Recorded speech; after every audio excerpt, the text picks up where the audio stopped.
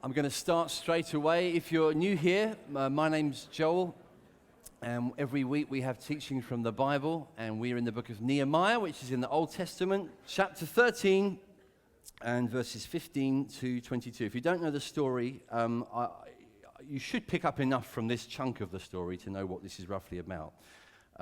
Let's read it together. In those days, I saw in Judah people treading wine presses on the Sabbath and bringing in heaps of grain and loading them on donkeys, and also wine, grapes, figs, and all kinds of loads, which they brought into Jerusalem on the Sabbath day.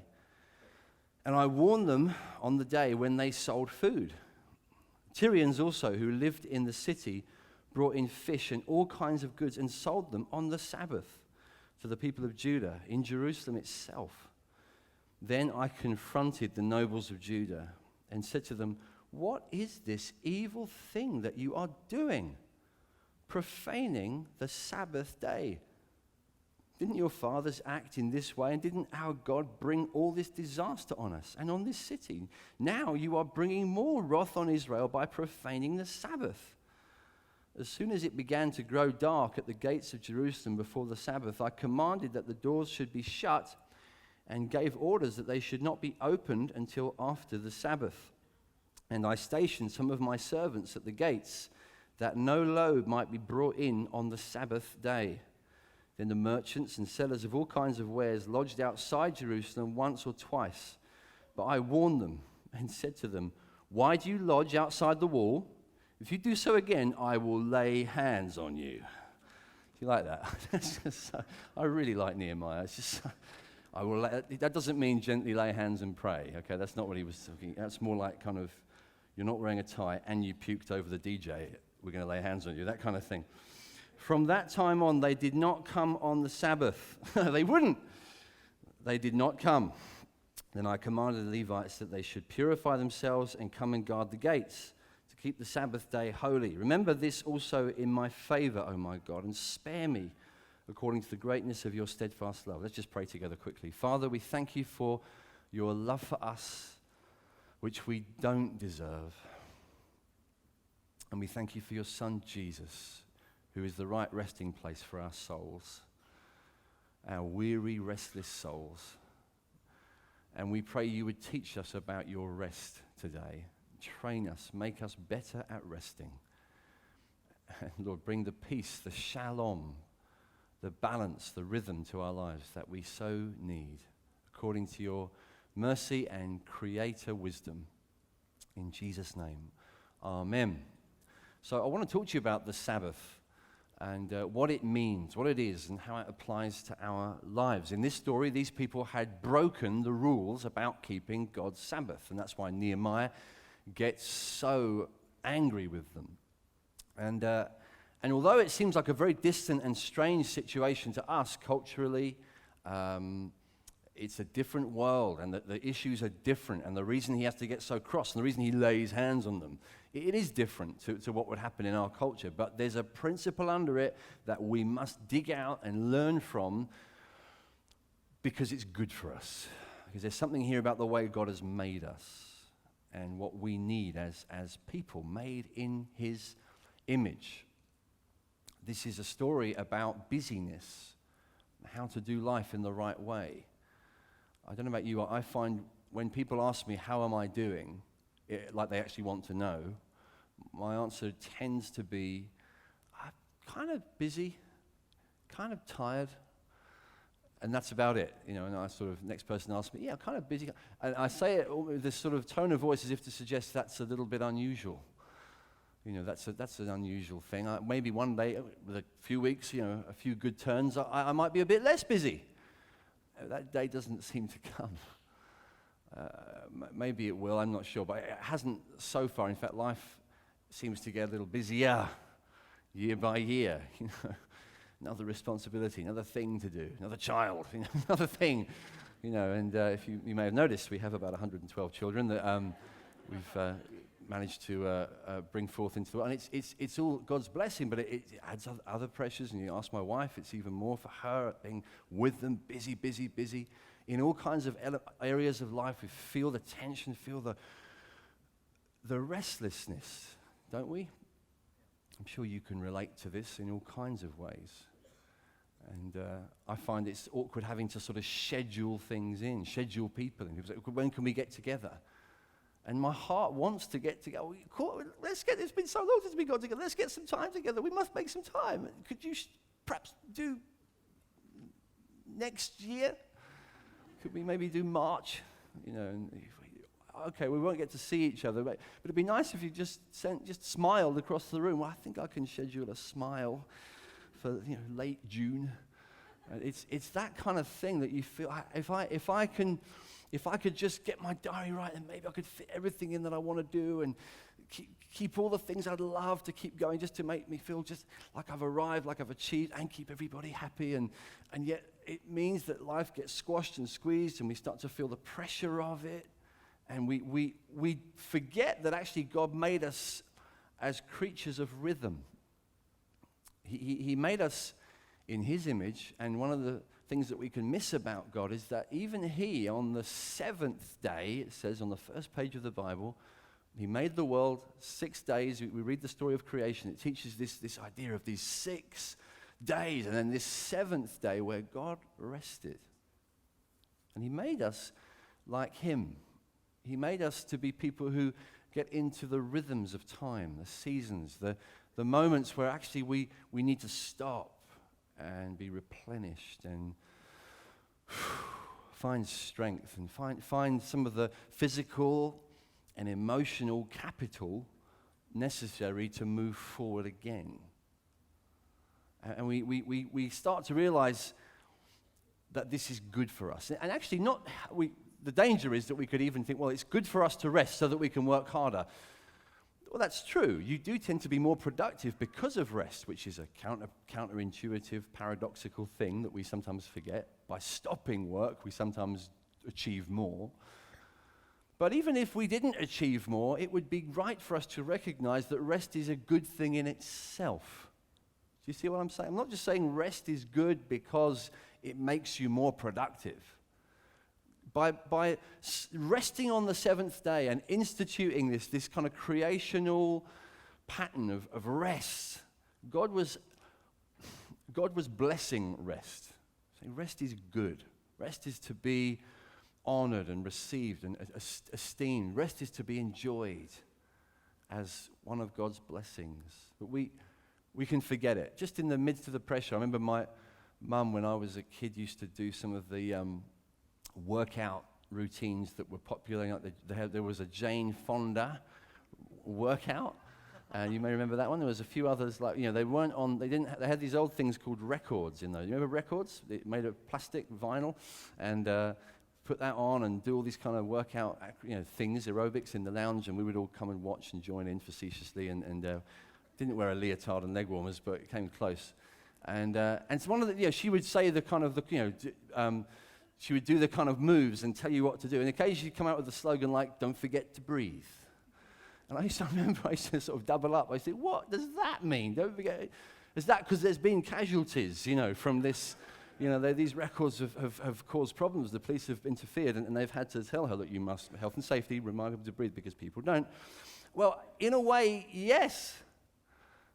In a way, yeah, you can forget the rhythms. You can forget to do the things that keep you sustained, that keep you human.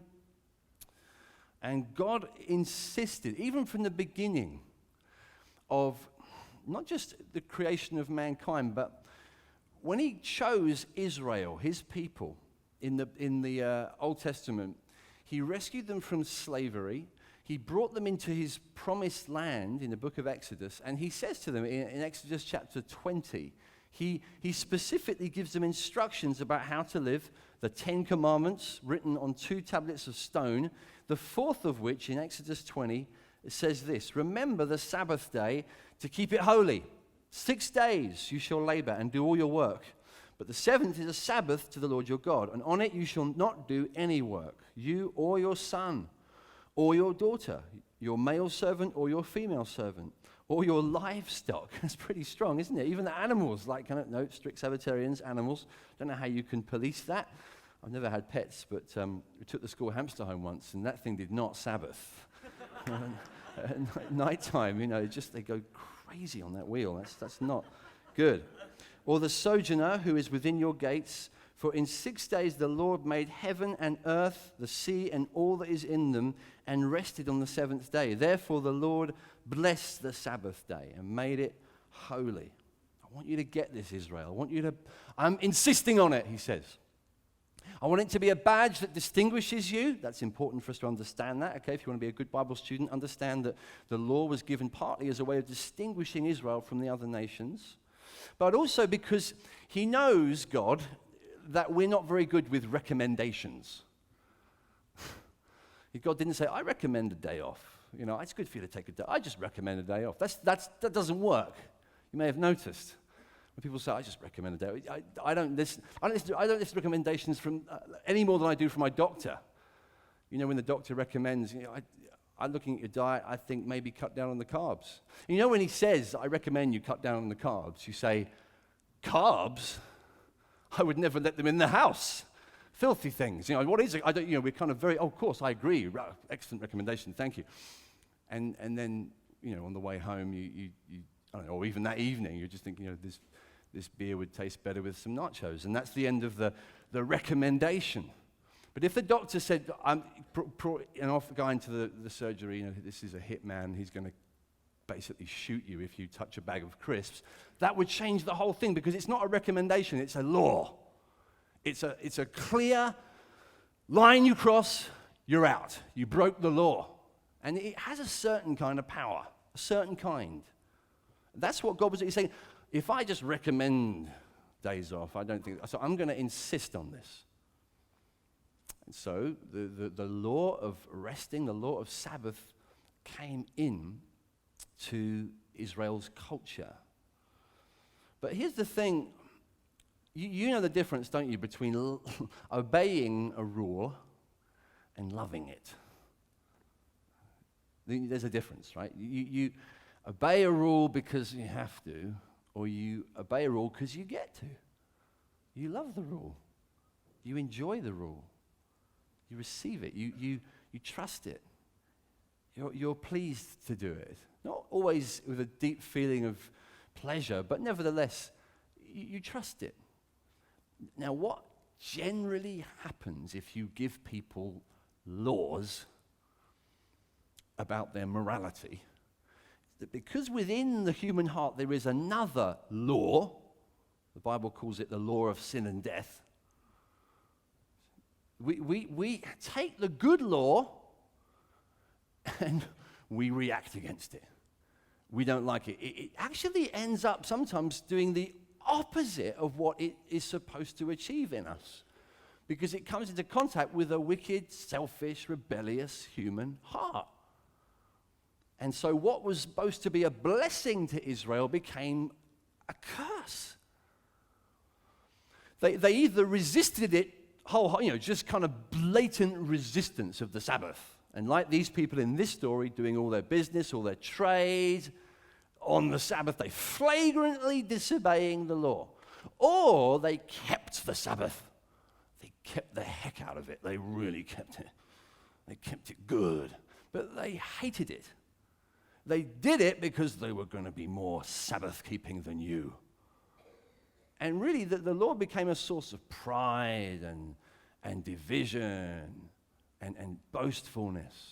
It's the kind of thing that Jesus ended up having to say, you got it completely wrong. You've turned the Sabbath, which is supposed to be a blessing, into a curse. And in the Old Testament, you get God saying through one of the prophets in Isaiah 58, call the Sabbath a delight. I don't want you to keep the Sabbath. I don't want you to keep my rules that way. If you're going to do it that way, don't do them at all. I want you to call it a delight. I want you to do it from a heart of trust and love and gladness and gratitude. A heart that receives with joy the commandment, because this is good for me. This is God's good blessing for me, instead of turning it into a tool for hating other people who don't keep these laws like we should. When Jesus came into the world as God's Son, as the one who is the perfect image of God's righteousness, the representation of God's perfection, he came into contact with the Sabbath keepers. In those days, they were called the Pharisees. They were very big on Sabbath. And they watched Jesus to see if he would do well with the Sabbath, because we've noticed that some people don't do as well with the Sabbath as we do. And for us, keeping of the Sabbath is very, very important. We don't want to get into trouble like the people did in Nehemiah. So we watched Jesus and his disciples to see if they keep the Sabbath. And they did crazy things, like they followed them around. When Jesus and disciples were walking through a field of corn, and the disciples just grabbed some corn because they were hungry, and you're allowed to glean food in a field if you're walking through it in that culture. And they just picked, I'm just a bit hungry, just pick some corn up and just to keep your mouth busy, keep you eating when you walk through a hot, dusty day in Israel. And just innocently going about this, suddenly all these Pharisees kind of are up from behind the stalks of corn. It's like this Sabbath police are all suddenly bearing in on them. What were you doing? What were you doing? We were keeping the Sabbath. Is that what it's for? Is the Sabbath meant to be a rest, a gift, a delight, a blessing? Or is it meant to be a day when you hide behind sheaves of corn to catch people? They weren't resting. They were just using it to make people feel guilty. How dare you rub bits of corn together on the Sabbath? Don't you know that's wicked? And Jesus had to deal with this kind of stuff a lot, because the human heart tends to do this.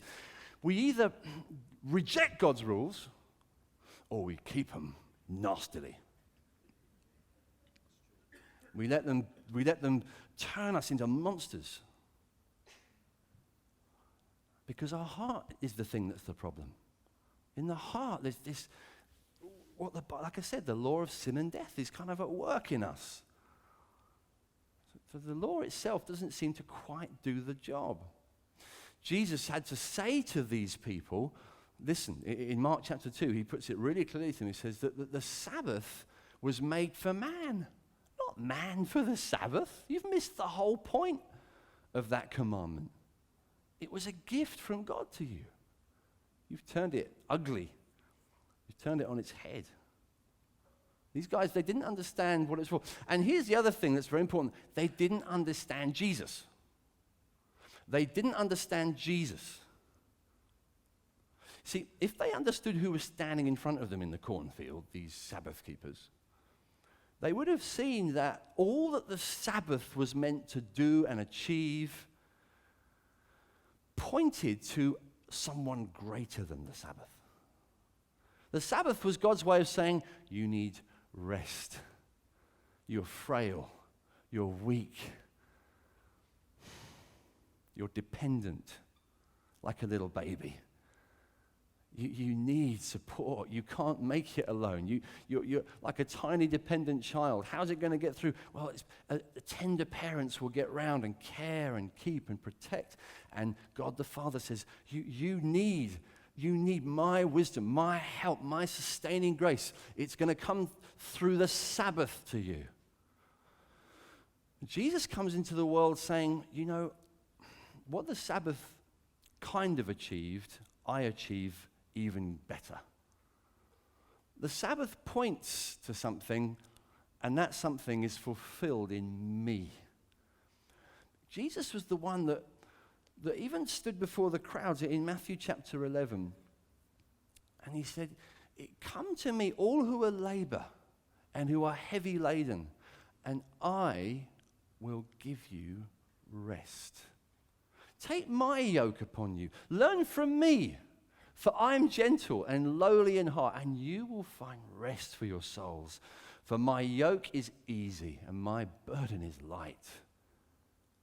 So if you come to me, you know what's going to happen? You'll find something that the law of the Sabbath couldn't do.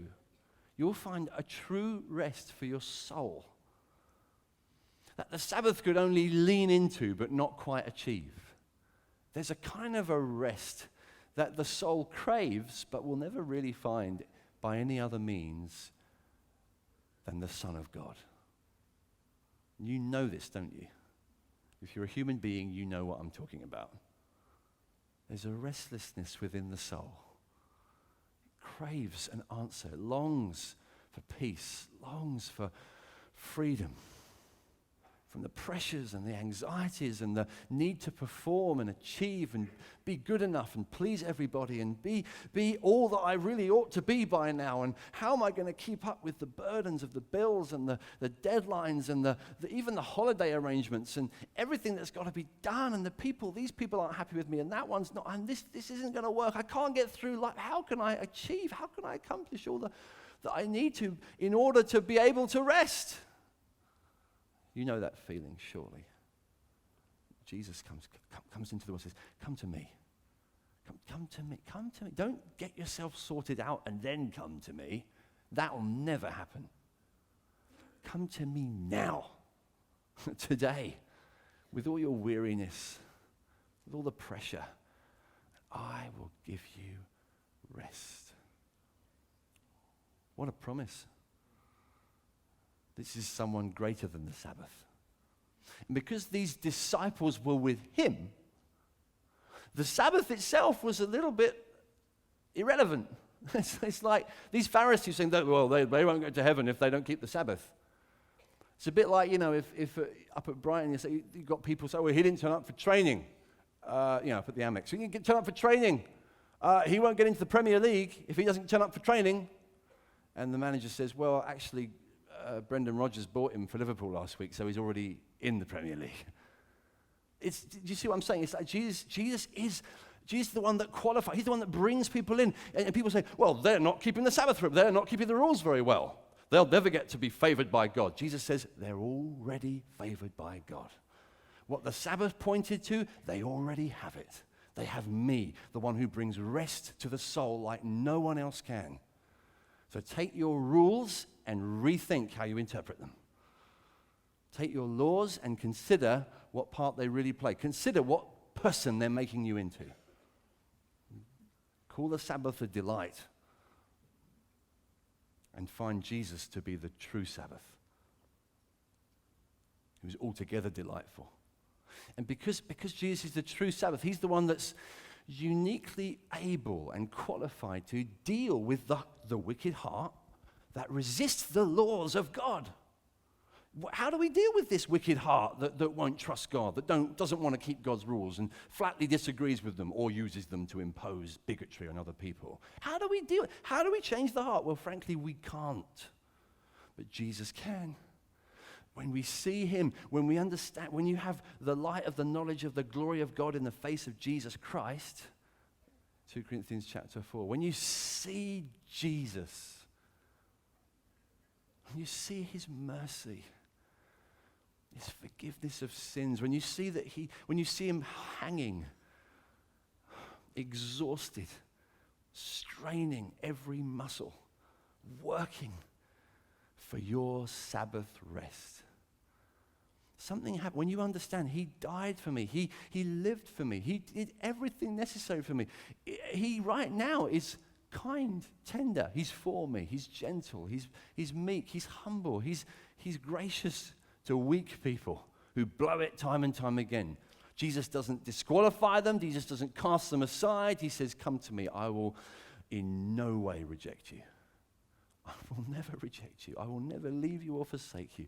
Come to me. I blew it again. Yep, come to me. Come to me. Big smile. Come to me. That's what he's like. When you see that God in the face of Jesus, your heart is changed. It is. It is. And his instructions become sweeter. They become bearable. His yoke is easy. His burden is light. His commands are not burdensome, his best friend John said in his letter at the end of the Bible. It's not burdensome to follow and know him. He's a sweet Savior. He's a Sabbath rest to my soul. And yet we get stressed. Because if everything I was saying was just left where it was, you'd be like, well, presumably that means there's no stressed Christians around. Presumably because they've all found the sweet Sabbath of Jesus, they're all perfectly happy. And they never, ever get stressed or get mean or irritable or grumpy. And you spend 10 minutes with me in my house, you'll know that can't be true. So what's going on there? Why have I not lived in the good? Well, here's the thing. I find that I can know this truth and yet not really believe it. I can know that he's the rest that my soul requires, and yet I still don't quite trust it to be true. Maybe it seems too good to be true. Maybe it's because really I'm still quite keen in my heart to prove myself. I'm still quite keen to show how good I am. I'm like the people that, a friend of mine was sitting on a plane, he watched the people sitting next to him on the plane, and when the plane was taking off, clearly a very nervous person, shaking and sweating, started to lift his legs above the, sitting down, lifted his feet off the floor, as if he was kind of helping the plane along. Maybe if I just make myself a bit lighter, the plane will take off. Not sure if it's going to make it. Can it carry, or it can't carry all of us, surely. I just got to just lift my feet up, and that'll make it. The plane's like, oh, thanks for doing that, yeah. Oh, I needed that. That's what we do, right? We think God needs my help, needs my involvement, needs me to work harder to show that I'm worthy of the rest that he gives me. It's never going to happen. We can't possibly create our own Sabbath rest. It's got to be received as a gift. It's got to be something that he gives to us. But what we do is we start believing a false gospel. We start thinking, yeah, my soul craves rest. But I hear you. Maybe Jesus can give that to me. Maybe. But I think, to be honest, my boyfriend will probably give that rest to me better.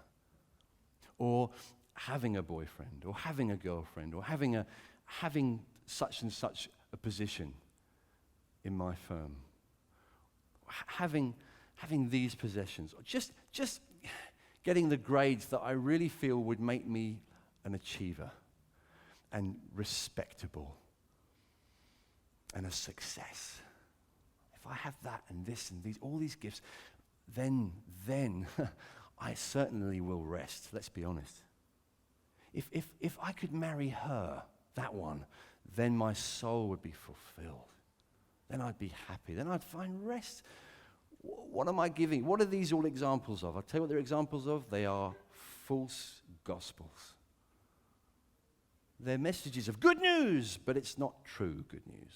It's bad news. You give your soul, give your heart to pursuing these goals, they'll have you. They'll take you down. They'll destroy you. And perhaps others as well. Jesus says, come to me. I'll give you rest. I'll give you rest. These other things that promise rest, they can't give it to you. Trust in my abiding rest. Don't believe the false gospel. What's happening in this story? You read where Nehemiah gets across to them, verse 17. I confronted the nobles of Judah and said to them, what is this evil thing that you're doing, profaning the Sabbath day? What's going on? What they've been doing is trusting their business acumen, their ability to work 7 days a week will get more for them than God's insistence they only work for 6. They're trusting their rhythms, their plans, their ideas of how God said, I know God says take a day of rest, but really, to be honest, he doesn't know that much, does he? He doesn't understand the climate. He doesn't understand the FT. He doesn't understand what's going on. Have you seen the index? Have you seen the figures this week? It doesn't matter what God says. These are the real figures. God says, no, I gave you some figures. 6 out of 7 shall you work. Those are the figures you need. Trust me. He's saying, trust me to these people. And they're saying, but we can't. We just can't. We can't do that. We want the false gospel. We believe the false gospel that tells us to keep the business market doors wide open on the Sunday. Or the Saturday in their case. Keep them wide open. It's a false gospel. It's distrust. It's pride. It's the opposite of what Jesus said he was. He says, I'm humble of heart. Take my yoke upon you. Trust me. Yeah, you may have to give up on some of the preferences, some of the idols, some of the things that you really think will make you a solid person. You may have to allow those things to drift away, but you'll have the better thing. You'll have the Sabbath, the true Sabbath that Jesus provides. Well, we need God to help us to forsake the false gospels, the false objects of worship, the things that we've falsely, wrongly longed for, crept in, made us restless, suffocated us. He's offering something so beautiful in replacement. It's a difficult thing to do because we're so convinced that we know better, aren't we?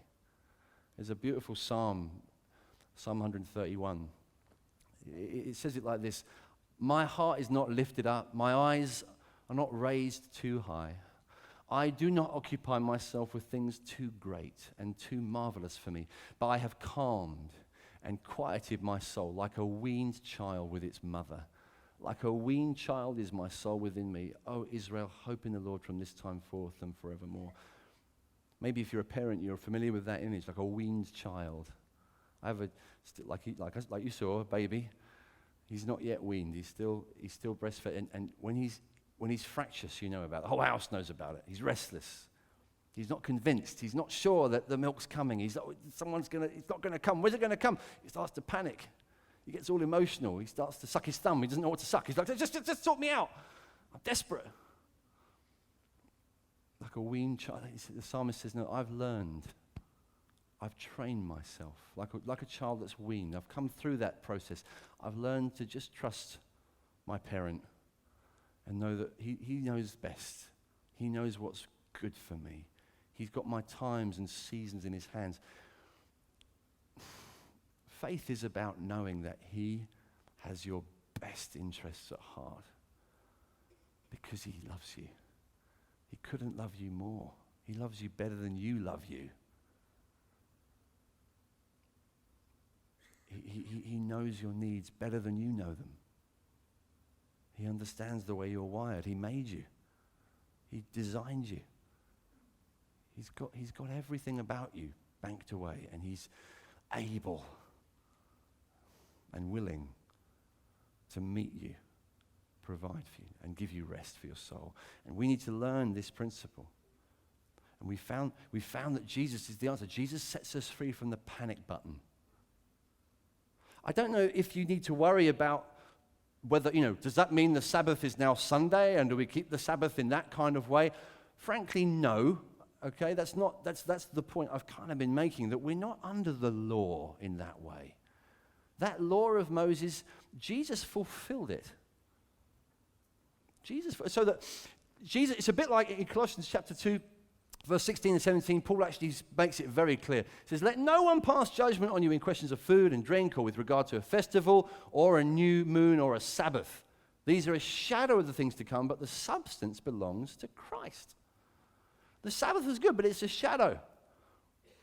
So does that mean we keep it? Well, listen, keep the principle. What's God done in giving the Sabbath? He's saying, okay, listen, I want you to remember that you need to rest. And sometimes the responsibility of resting will involve a heart of trust and a heart of sacrifice, and even a bit of difficulty, where we might have to say, okay, I'm going to trust God about this. I'm going to take the time off. I'm going to stop. I'm going to allow my to-do list to stay there on the desk unfinished. I'm going to walk away. I'm going to receive the rest that God provides. And being able to put that in, routines into the diary where we do that. Days off, therefore, are highly recommended.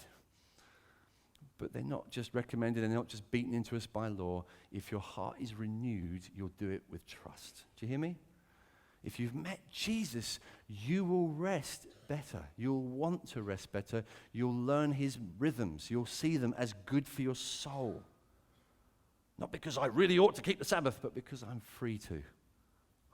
I've found someone who keeps me better than I keep myself. Imagine if you go on holiday, you take your phone with you, and your phone keeps reminding you every day to take a coffee break. Because it's kind of just got it in there as a routine thing. Your phone has got a reminder of, 11:15, coffee break.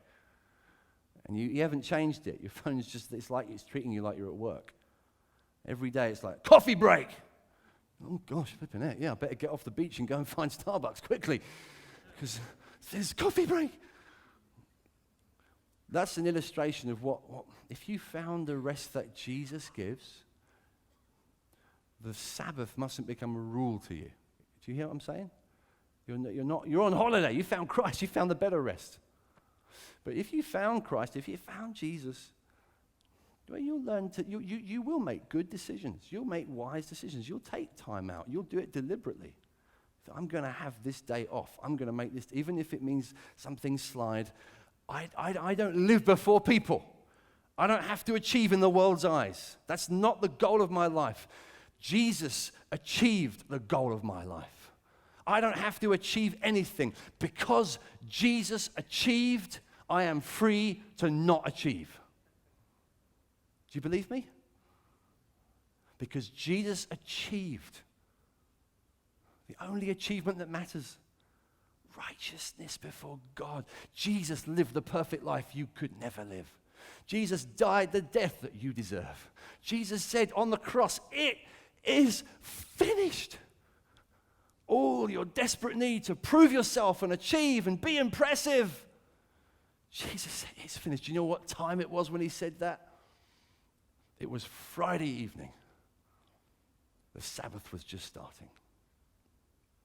Just starting. The Jewish Sabbath starts the night before. They would have all been preparing themselves for Sabbath. And on the cross, the Lord of the Sabbath, it's finished. Welcome, welcome. Receive the rest for your soul. Come in. You're righteous. You're affirmed. You're a glorious son, a daughter, a prince with God. You're royalty in my house. You need impress nobody. Nobody, not even a pastor. Be free to enjoy the rest that Jesus alone can give to you.